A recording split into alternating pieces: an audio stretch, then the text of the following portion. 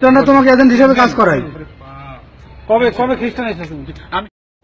সম্মানিত দর্শক মণ্ডলী, এবার দাড়ি টুপি মাথায় দিয়ে ধরা খেলো এক রয়্যাল এজেন্ট।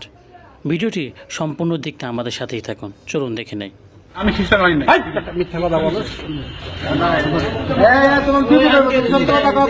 সত্য কথা বললে বাঁচবি বেটা, তুই করে বাঁচার সুযোগ নাই। খ্রিস্টানদের সাথে কতদিন ধরে কাজ করছো? 2017 জুনে